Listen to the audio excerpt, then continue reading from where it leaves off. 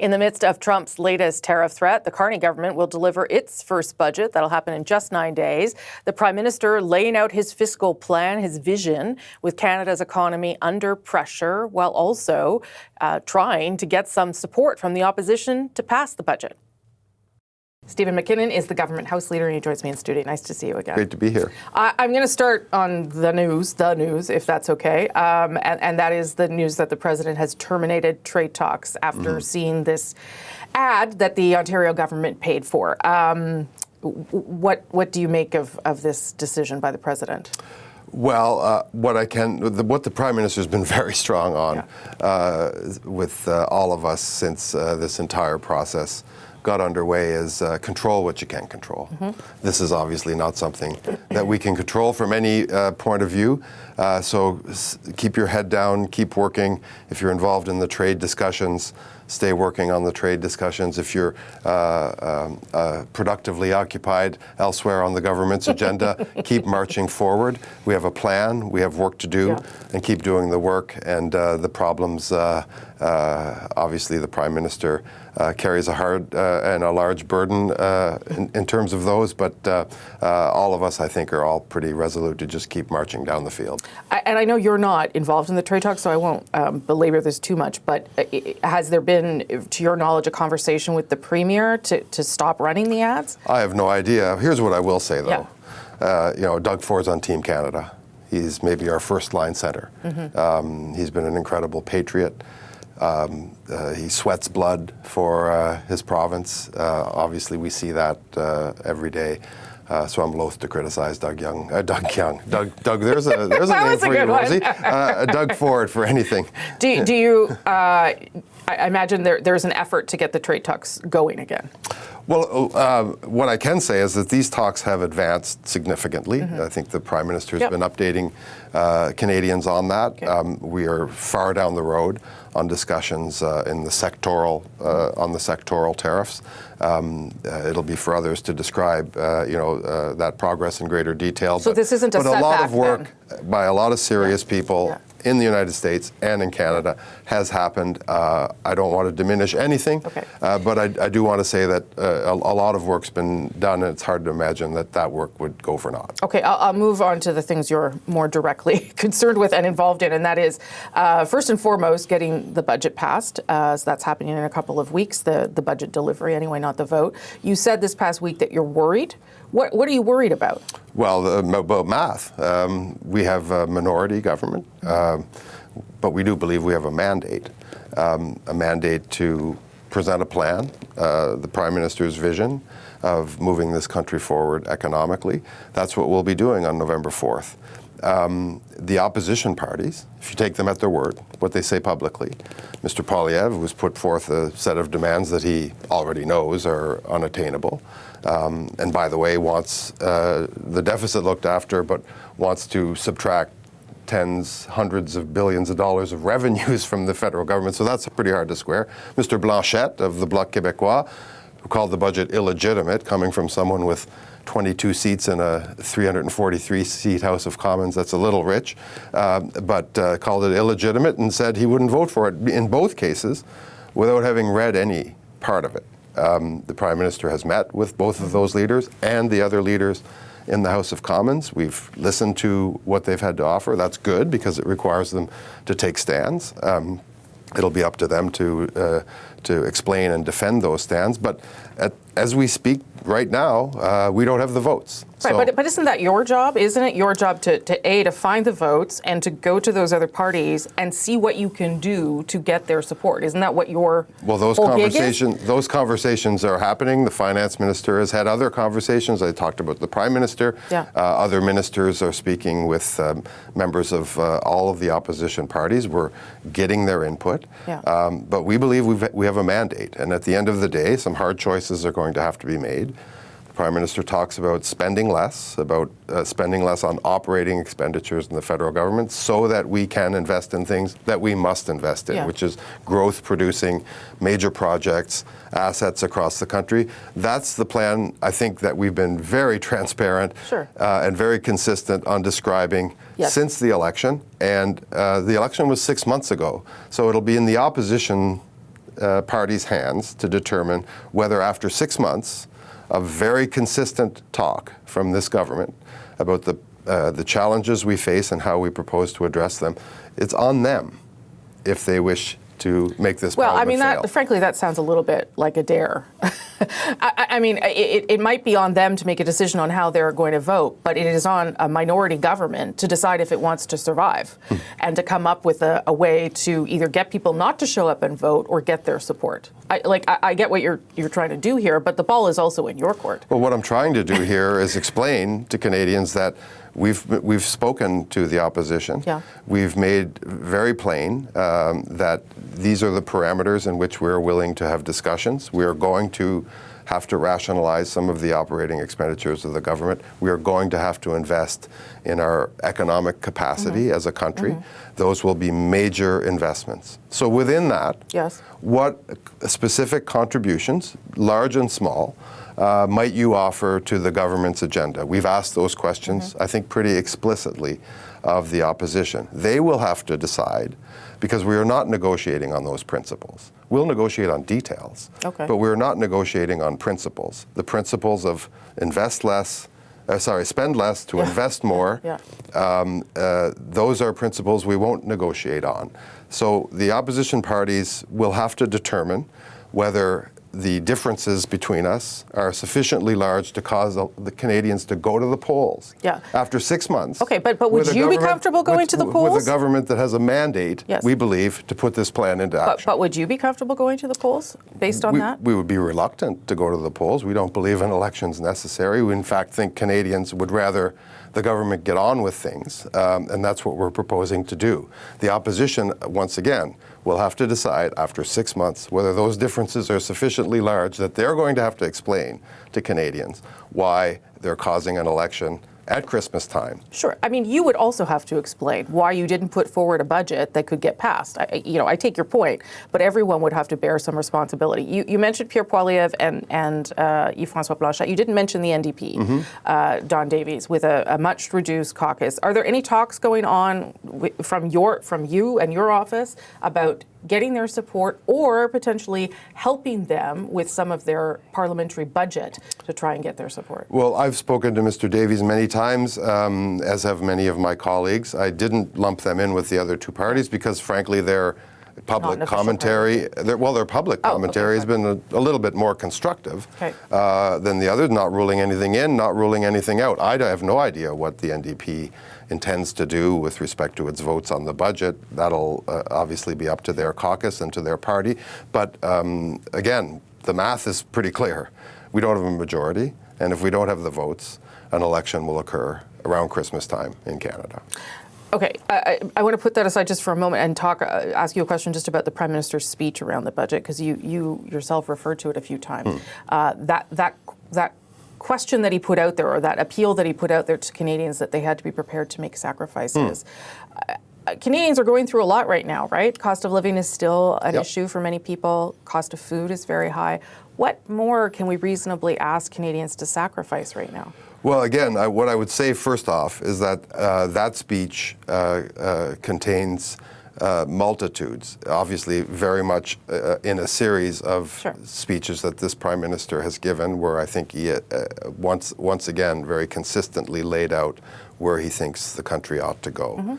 He did speak of, yes, we're going to need to make hard choices on the spending side, on the government operations side. We're not going to be able to do everything we would like to do there, so that we can do things that we must do on the investment side. We must make our supply chains better so that we can diversify markets away from the United States and send our products and our expertise both east and west. We're going to need to make those kinds of investments that will give a future to young people, that will build the economic capacity of this country. The great news is that there are tons of these projects.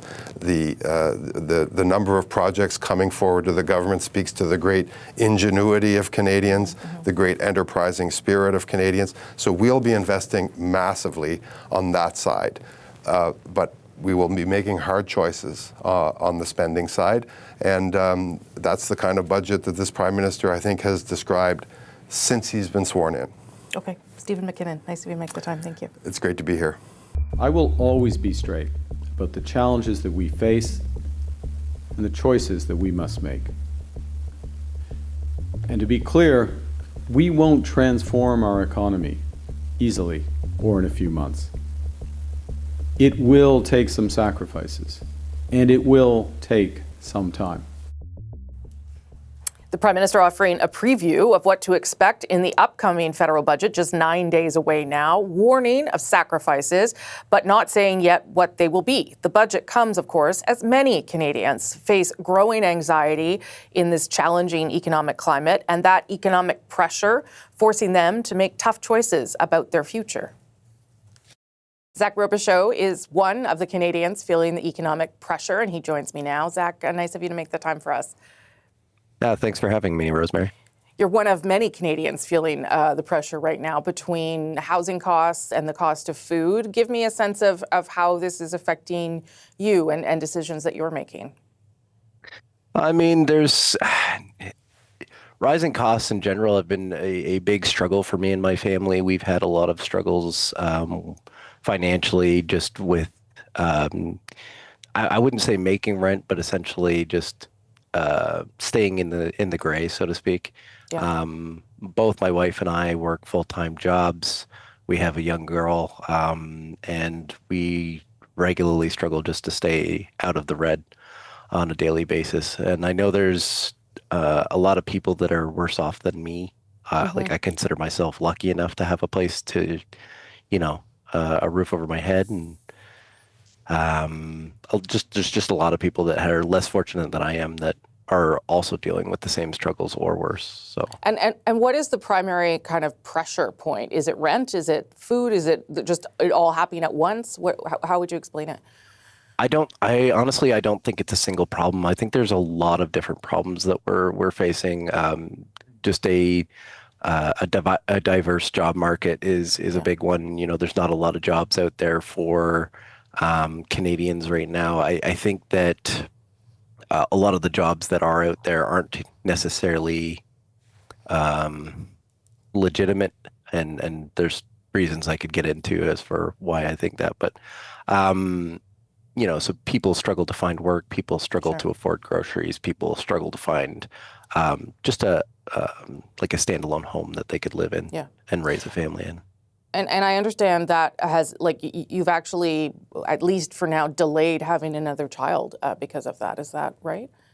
Yeah, we've actually almost likely written off the possibility as a whole. It just doesn't look to be in our future. Wow. I don't know if you heard the Prime Minister's speech last week. There's a budget coming in a couple of weeks, and he talked about Canadians feeling the pinch, but also having to make sacrifices in some way. And I wonder what you made of that line, that phrase. I mean, we have been making sacrifices. We've been making sacrifices for, a decade at least now. And I think that, eventually we're going to start to need to see something come back to us. Or we're just not going to be content to keep things the way they are. And I don't blame anyone for trying to fix things. I just think that we're not presenting the right solutions, and we're not doing enough to help Canadians out now when they really need it. Zach Robichaud, thank you for chatting with me this morning. I appreciate it. No, it's my pleasure, Rosemary. So what message is the Prime Minister signaling to people like Zach ahead of the budget? What will it take to get that budget through a minority parliament? Let's bring in our Sunday Scrum. Ian Bailey, a reporter for the Globe and Mail. He's in Ottawa. Catherine Cullen is the host of CBC Radio's The House. She's also in Ottawa. And Robert Benzie is the Queen's Park Bureau Chief for the Toronto Star. Good to see you all this morning. Ian, I'll start with you. What did you make of the Prime Minister sort of laying the groundwork there in that speech to Canadians and what he was trying to signal to the country and I guess to everyone?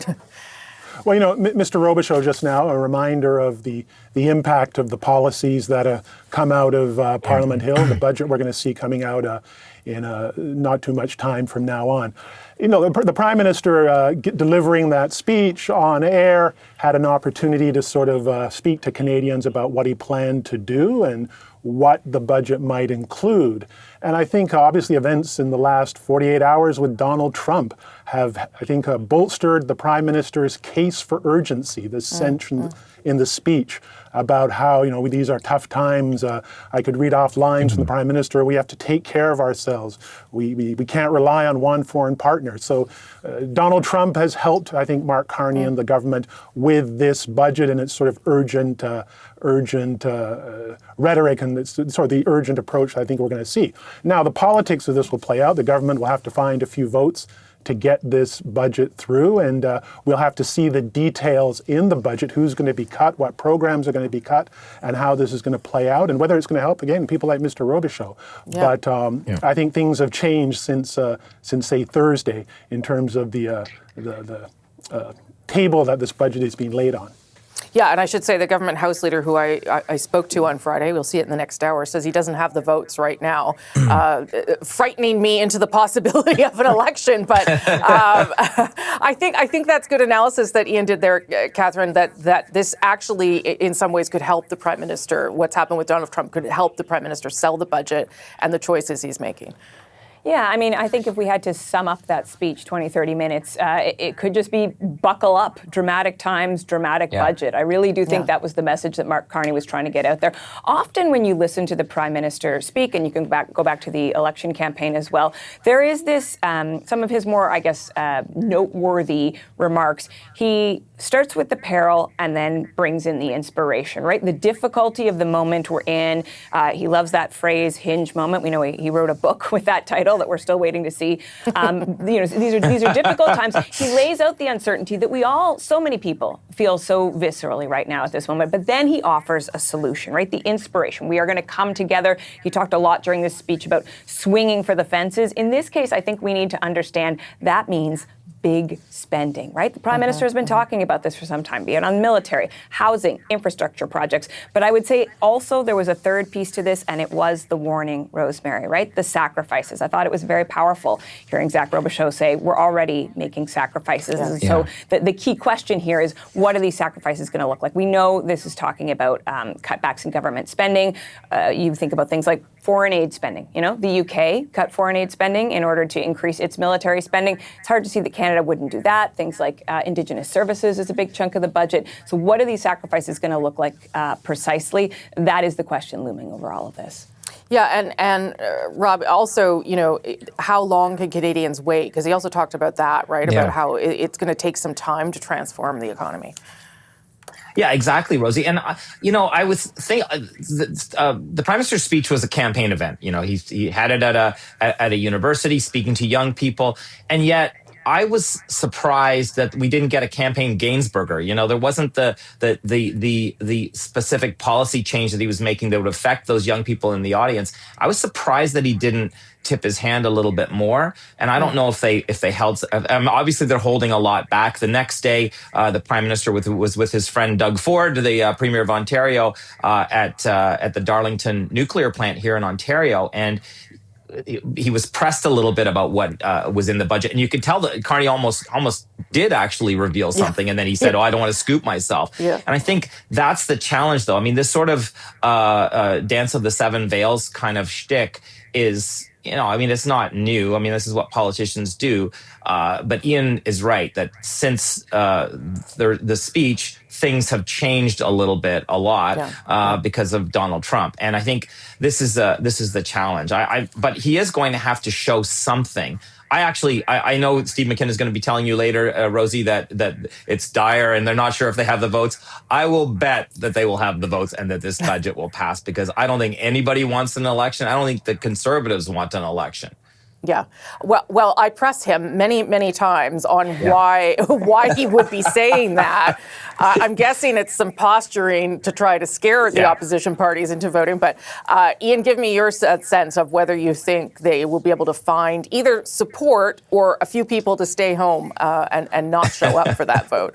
Well, there are a lot of MPs in the House who aren't Liberals, and I think I did the math, 174, I think. I think they'll find 3 of them to sort of help them out. Yeah. I mean, this would not be an election in the midst of this challenge with Donald Trump, even if Prime Minister Carney is able to whisper Donald Trump down from where he is now, would be a very challenging thing. A challenging thing for Canadians to go to the polls, 6 months after the last election, in the midst of a fractious debate with the United States. And obviously, as Rob was saying, I mean, NDP doesn't want an election. They don't have a leader.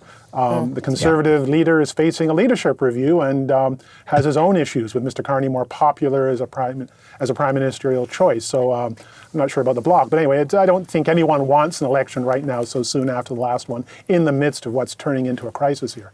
They don't want one, Catherine, but I'm not sure how much the government is doing to give the other parties things that they want in the budget in order to get support or make sure that the government stands. Yes, we're living the legacy of the Supply and Confidence Agreement, aren't we, Rosemary? Right? that in some ways, we're not making deals anymore. But also, you think about the position of all the parties. Although I would say the NDP in particular, what lesson would they have taken from the Supply and Confidence Agreement? Did it help them at all in the last election? Did it show Canadians that they could be a prospective government? No, they were absolutely decimated. And I also think, a few weeks back, a reporter asked Mark Carney about this budget and asked him if it was going to be an austerity budget. And the Prime Minister picked up that word. I think it's interesting because in many ways it's a very big spending budget, but there is this pullback. And he used the word austerity to describe it. I think that makes it tough for the NDP, given the way public sector unions are responding to all of this, to, wholeheartedly embrace a budget that identifies as austerity. That doesn't mean that a few people, can't get a cold or have to be in the bathroom suddenly when the budget vote comes around. There's a way for people just not to vote for this. But the political circumstances here are shaky. There is a bit of a game of chicken that's developing. Yeah. Last 30 to you there, Rob. Yeah, I agree with Catherine. I mean, there is no appetite for an election. There is no reason for one, frankly. This isn't 1979 and Joe Clark and hubris. I just don't see that. I don't think that what happened then will happen now. I mean, because it backfired so badly on the government of the day, 46 years ago. But I think that Mr. Carney does, though, have to find, for Canadians, not for the Parliament, but he has to show the rest of us, people at home watching this morning, Rosie, why should he be in government? What is he going to do to address the challenges that we have? He has to show something tangible. In the next hour, Rob, you'll tell us whether the Prime Minister and Premier Ford are still friends, as you called them in your other answer. I don't know. Ian, Catherine, and Rob, we'll talk in the next hour. Thank you all very much.